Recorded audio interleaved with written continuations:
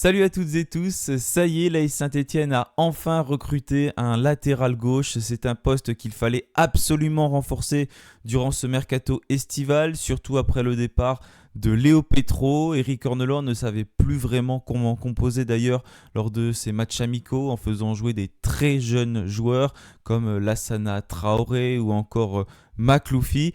Mais ça y est, enfin une recrue arrive. C'est un joueur qui est très peu connu par nous en tout cas. Je pense que vous êtes dans le même cas que moi. C'est Ebenezer Hanan, un jeune Ghanéen âgé de 22 ans qui arrive en provenance de l'Étoile Rouge de Belgrade. L'objectif de cette vidéo, ça va être comme d'habitude de le présenter, essayer d'en apprendre un petit peu plus sur son profil. Donc juste avant que la vidéo débute, n'oubliez pas de vous abonner, de la liker et on se retrouve juste après le générique.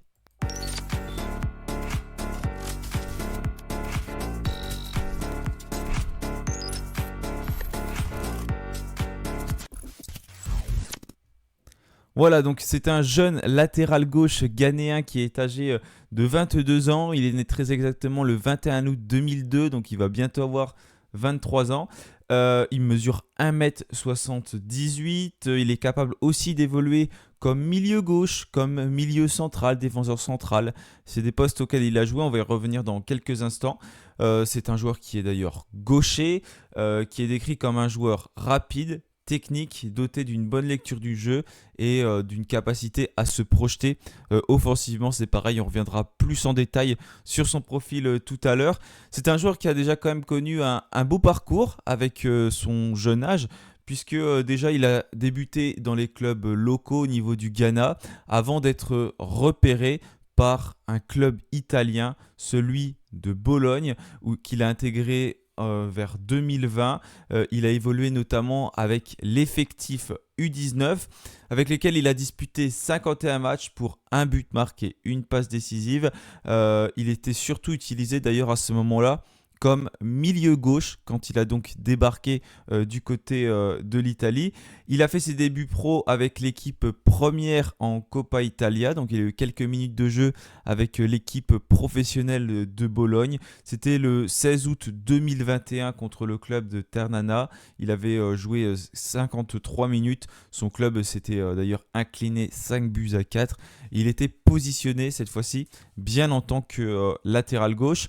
Il a même disputé un match en Serie A. Il est entré à la 66e minute de jeu contre l'Hellas Vérone en janvier 2022. Et malgré un faible temps de jeu, le club de Bologne a décidé de le prolonger parce qu'ils ont fait tout simplement confiance en ce jeune latéral gauche qu'ils ont prêté dans plusieurs clubs, dont un club de série C, le club d'Imolese. C'était un prêt réalisé lors de la saison 2022-2023. Donc là, il a vraiment joué une saison complète au poste de latéral gauche, donc dans ce club de série C italienne. Au total, c'est 28 matchs disputés, 0 but, aucune passe décisive, mais une saison solide au niveau professionnel. Donc il a joué en tant qu'arrière gauche, mais il a quand même été beaucoup trimballé, on va dire, puisqu'il a joué également milieu gauche, milieu central, milieu défensif. Voilà, c'est un joueur que le club a un peu testé à tous les postes. Je ne peux pas vous en dire plus. Je ne sais pas si c'était parce qu'il y avait des absences, donc pour pouvoir pallier à ces absences, ou c'est parce qu'il était un peu instable. Ils ont essayé de le mettre à certains postes pour voir ce que ça pouvait donner. Je ne sais pas exactement, mais en tout cas, ça lui a permis tout de même de prendre une certaine expérience. Et c'est bien des fois d'être trimballé un peu ailleurs sur le terrain. Ça permet de voir le jeu autrement. Donc c'est un joueur qui est quand même assez offensif, parce qu'il a joué aussi comme milieu gauche, donc j'imagine qu'il est capable de se projeter. C'est d'ailleurs comme ça que son profil est aussi décrit. Ensuite, il y a une belle confirmation. Cette fois-ci, il est passé de l'Italie à la Serbie. C'est un nouveau prêt. Je m'excuse d'ailleurs, je peux peut-être me tromper dans la prononciation des noms de certains clubs. C'est le Novi Pazar. Donc il a été prêté lors de l'exercice 2023-2024. Au total, là-bas, il a joué 32 matchs. Donc c'est quand même quelqu'un qui a du temps de jeu, parce que des fois, on voit certains joueurs, bon, ils n'ont pas beaucoup joué parce qu'ils étaient vraiment jeunes. Lui, malgré sa jeunesse, les clubs ont quand même compté dessus et c'est bien qu'il a pu être prêté dans plein de clubs comme ça parce qu'il a pu découvrir d'autres championnats, d'autres cultures. Voilà, c'est un Ghanéen qui a joué en Italie, qui a joué en Serbie, qui a joué dans les clubs de Serie A. Bon, même s'il n'a pas beaucoup joué avec Bologne, mais il a été dans une infrastructure de Serie A, de Série C. Il est parti en Serbie. Dans ce club, il a disputé 32 matchs avec 2 passes décisives. Là, il était vraiment utilisé plutôt comme arrière gauche. Ça y est, on l'a vraiment installé à ce poste. Et il a pu aussi bénéficier de beaucoup de temps de jeu. On le voit d'ailleurs par ses 32 matchs. Il a d'ailleurs été élu meilleur espoir étranger de la Superliga lors de la première partie de saison, donc à la fin de l'année 2023. Il était apprécié pour sa vitesse, son impact physique donc, et sa capacité à se projeter offensivement. Et il a été transféré définitivement en fin de saison avant de prendre la direction de l'Étoile Rouge de Belgrade dès début juillet 2024. Et il a encore une fois été prêté, donc il appartient à l'Étoile Rouge de Belgrade depuis juillet 2024. C'est pareil, j'ai pas trop compris, je crois qu'il y a son option d'achat qui a été levée parce qu'il y avait un prêt, il me semble, comme j'ai pu lire, si ça a bien traduit, assorti d'une option d'achat. Il a été acheté et ensuite c'est l'Étoile Rouge de Belgrade qui l'a intégré dans son effectif donc il y a un an, mais sauf qu'il n'a pas joué avec l'Étoile Rouge de Belgrade, il a encore connu un autre club, mais c'est bien parce que ça lui a permis aussi de bénéficier de temps de jeu et cette saison 2024-2025, de sa part vraiment, elle est pleine en termes de temps de jeu, que ce soit donc avec le club de Belgrade où il a été prêté et Étoile Rouge de Belgrade où il est revenu au mois de décembre. Donc il est immédiatement prêté dans ce club qui a été promu en D1 serbe. Il a joué 19 matchs, délivré 4 passes décisives et inscrit un but.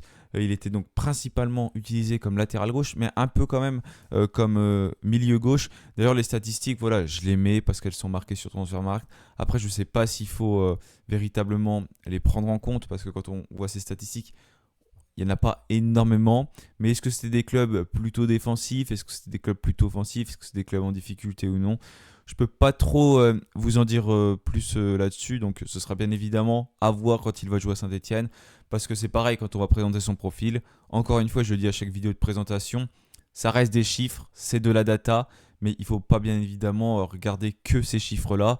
Il y a plusieurs choses à regarder, hein. Il faut mettre tout ça dans le bon contexte. Il faut regarder comment va être son évolution dans un autre championnat, dans un autre environnement, c'est une autre culture également. Il a l'air quand même, on le voit, c'est positif et il a l'air d'être capable de s'adapter assez facilement parce qu'il joue dans tous les clubs dans lesquels il est prêté. Donc c'est quand même que c'est un joueur sur lequel il compte et qui arrive à s'intégrer. Donc ça, c'est bien parce qu'on sait que l'intégration, ça peut être quelque chose de difficile. Après, on va voir comment ça va se passer, bien évidemment, en France et en Ligue 2. En tout cas, sa première partie de saison, elle a été très remarquée, elle a été intéressante parce que le club de l'Étoile Rouge de Belgrade a décidé de le rapatrier donc à l'Étoile Rouge de Belgrade pour la seconde partie de saison. Il n'a pas pu jouer la Ligue des Champions parce qu'il n'était pas qualifié étant donné qu'il était prêté en première partie de saison. Il restait des matchs de phase de poule, donc ça aurait pu faire une belle expérience pour lui, mais malheureusement ça n'a pas été le cas. Mais par contre, il a quand même beaucoup joué avec le club de l'Étoile Rouge de Belgrade parce qu'il a disputé 20 matchs, 16 en championnat, 3 en coupe nationale notamment, donc une vingtaine de matchs pour lui. D'ailleurs ça fait 19 ce que j'ai marqué, donc c'était peut-être 19 matchs, mais en tout cas il a disputé environ 38-39 matchs lors de la saison 2024-2025, donc c'est quand même pas mal, c'est pas rien du tout. Il a pu avoir du temps de jeu, connaître des 2 coachs différents, plusieurs coachs en tout cas, je sais pas s'il y a eu des changements de coach, des joueurs différents. C'est quand même bien pour lui à ce moment-là, je trouve, de sa carrière. Donc il a quand même contribué au titre de champion 2024-2025 donc de l'Étoile Rouge de Belgrade. Il a également gagné la Coupe de Serbie. Et en fin de saison, j'ai vu qu'il y avait des clubs qui étaient intéressés par lui, notamment le club de Feyenoord qui a montré un intérêt dès le début du mercato. Apparemment, il y avait 3 matchs qui avaient été observés par leurs recruteurs. Comme je lisais, ça semblait être bien parti, mais Voilà, ça ne s'est pas fait. Il y a également le club de Glasgow qui semble intéressé par lui, d'après toutes les informations que j'ai pu lire sur Internet. Mais c'est comme avec l'AS Saint-Etienne, quand il y a des informations mercato, il faut faire très attention. Donc je ne peux pas vous en dire vraiment plus, mais en tout cas, son nom sortait du côté de certains clubs. Donc c'est quand même un joueur qui a l'air d'intéresser d'autres championnats. Voilà, il n'a pas pu disputer les phases de qualification de la Ligue des Champions. Là, c'était ces derniers jours. Et d'ailleurs, pour parler de sa valeur marchande, elle a beaucoup augmenté ces derniers mois. Là, elle est de 2,5 millions d'euros. Je crois que ce transfert se fait à peu près dans ces eaux-là. Elle a augmenté de 1 900 000 euros en un an. Elle est passée de 800 000 euros à 2,5 millions d'euros lors de son retour à Belgrade, donc de la fin du mois de décembre jusque-là. Elle a été changée dernièrement au mois de juin. Donc elle a véritablement augmenté. Preuve qu'il a fait une bonne saison, une bonne deuxième partie de saison sous les couleurs de Belgrade, où il était quand même beaucoup utilisé en tant que joueur. Il a également connu des sélections internationales avec l'équipe du Ghana, où il est international depuis mars 2024. Il a disputé notamment des matchs amicaux contre le Niger et Ouganda. Et il a également disputé des matchs de qualification pour la Coupe d'Afrique des Nations contre l'Angola, le Niger et Madagascar. Et là, je sais que c'est quelque chose qui a beaucoup fait réagir sur les réseaux sociaux. Il va disputer la CAN. Non, il ne va pas la disputer puisque le Ghana n'a pas été qualifié pour la prochaine Coupe d'Afrique des Nations. Donc, il sera bien à la disposition de l'AS Saint-Etienne à ce moment-là.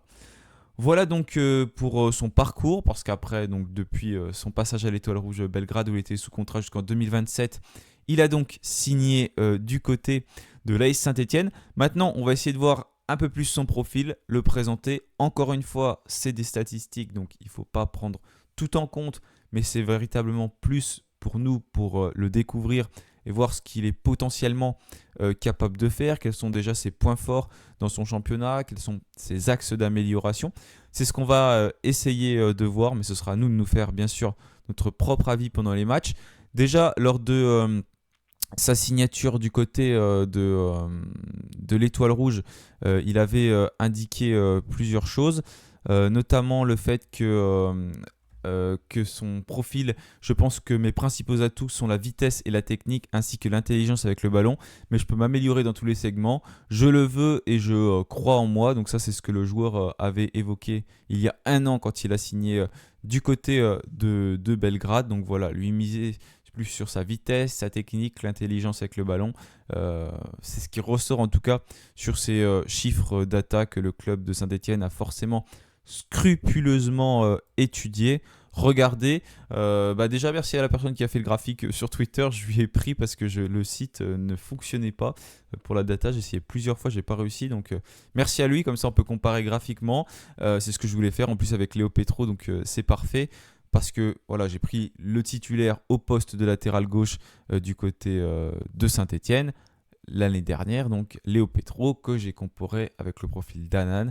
Donc là, quand on voit les deux profils, on se dit que Léo Petro est vraiment pas bon par rapport à Anan par les statistiques. Mais encore une fois, on ne peut pas prendre en compte comme ça, parce que Léo Petro s'est étudié par rapport à la Ligue 1 notamment, alors que Anan, c'est plutôt par rapport au championnat serbe. C'est différent, c'est des contextes différents. Donc attention, mais c'est surtout pour faire ressortir les profils. Donc son poste principal, c'est celui d'arrière gauche, mais comme j'ai dit tout à l'heure, il est aussi polyvalent, capable de jouer à d'autres postes, comme celui de milieu gauche notamment. C'est un profil qui est très mobile, qui est solide défensivement, qui est bon pied gauche, qui est propre techniquement et qui semble capable de se projeter. Et attention, apparemment, il a une bonne qualité de centre. J'ai vu quelques vidéos de lui qui circulent sur les réseaux sociaux. Je ne l'ai pas vu centrer dans les vidéos, mais apparemment, il est censé avoir une bonne qualité de centre. Donc quand on regarde ce graphique-là, c'est un des meilleurs dribbleurs. Donc il réussit quasiment tous ses dribbles. Il est très à l'aise balle au pied. Donc il est capable aussi de provoquer par les dribbles. Donc il provoque par les dribbles et il les réussit dans ce qui est expliqué par la data.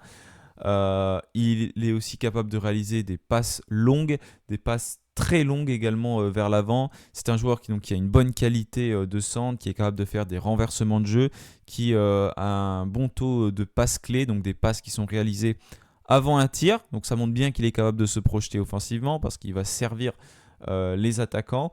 C'est également un joueur qui a quand même quelques passes décisives, qui va gagner des duels. Des duels qui sont à la fois aériens et des duels au sol. Donc par rapport aux statistiques que je peux voir, même si dans les duels aériens, il semble pouvoir progresser un petit peu.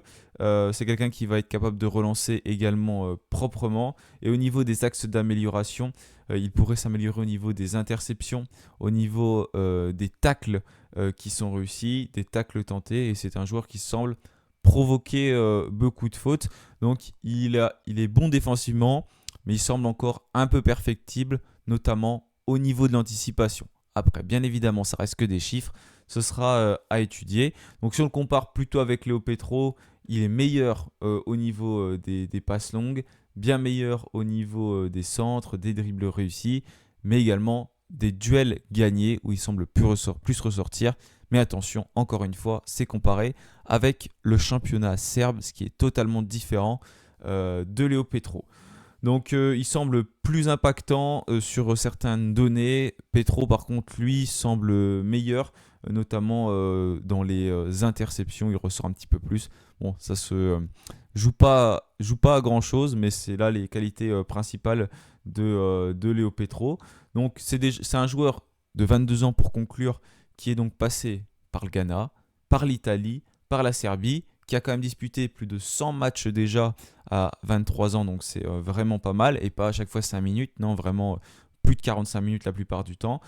C'est donc un défenseur qui semble moderne, avec une projection offensive, une bonne qualité de dribble, bon dans la dernière passe, qui semble avoir un énorme potentiel. Encore une fois, ça reste que des chiffres, donc il faut faire très attention. Donc il a été titulaire dans tous les clubs où il est passé, mis à part Bologne, mais ils ont fait des prêts directement. Et puis il était vraiment très très jeune.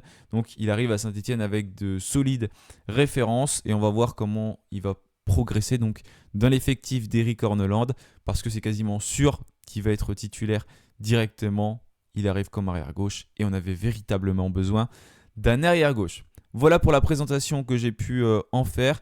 N'hésitez pas à me dire si vous avez pu lire d'autres informations le concernant, mais en tout cas, un latéral gauche débarque du côté de l'AS Saint-Etienne, donc c'est quand même plutôt une bonne nouvelle pour nous. Maintenant, on va attendre de le voir jouer pour pouvoir nous faire notre propre avis. Merci à tous d'avoir suivi cette vidéo. Je vous souhaite une bonne soirée, une bonne journée, tout dépend de quand vous la regardez. Et puis bien sûr, allez les Verts.